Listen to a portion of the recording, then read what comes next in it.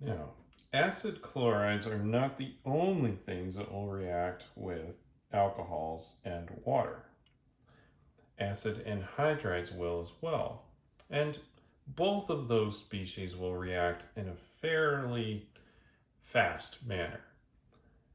Other reactions, like other substrates like esters, carboxylic acids, amides, do not react very quickly under neutral conditions. We can speed those up by adding an acid or base catalyst. But for right now, let's talk about acid anhydrides. So they undergo a very similar reaction as to what we saw with the acid chlorides. And they're just a little bit less reactive than the acid chloride, but still up fairly high on the reactivity scale.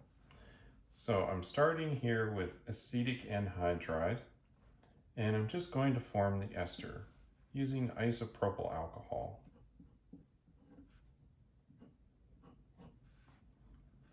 And if I do this, then I will get isopropyl acetate, to use the common name,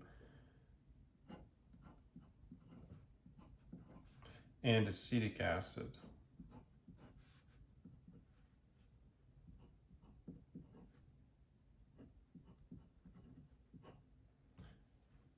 And the mechanism for this is very similar to what we saw with acid chlorides. So I'll just very quickly sketch that out.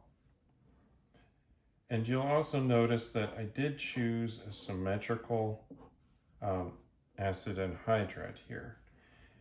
And if you're trying to isolate a particular ester, that would be a good idea, since there's nothing saying that it couldn't have an attack here.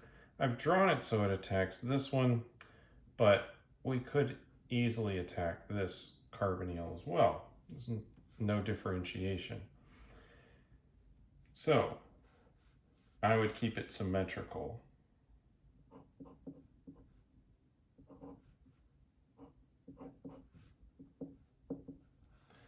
So again, we're going to have an attack on the carbonyl.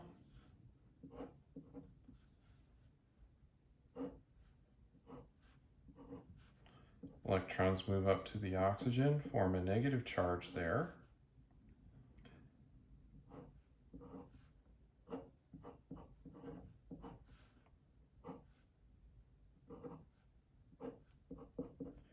Have a positive charge here because of the proton that's still there. We'll bring in another one of our isopropyl alcohols to deprotonate this.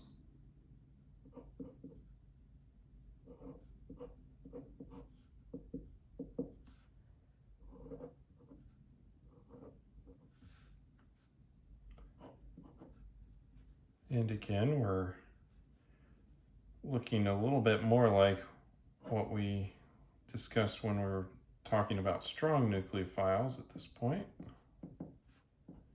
We just have that extra deprotonation step in the middle.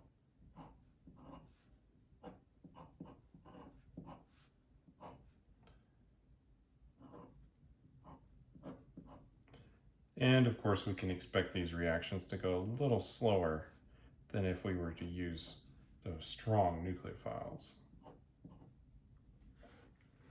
So next we form the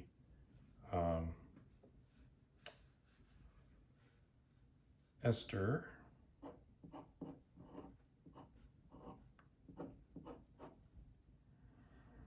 And of course, we would also make this leaving group right here, which is the acetate ion. And eventually that acetate ion is going to combine with this protonated alcohol. So somewhere along here, I should have written H2O with protonated alcohol. And then also I'll have my leaving group, which is the acetate ion,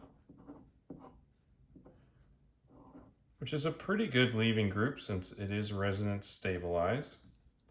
But of course, these two are going to combine to make acetic acid, right, protonated,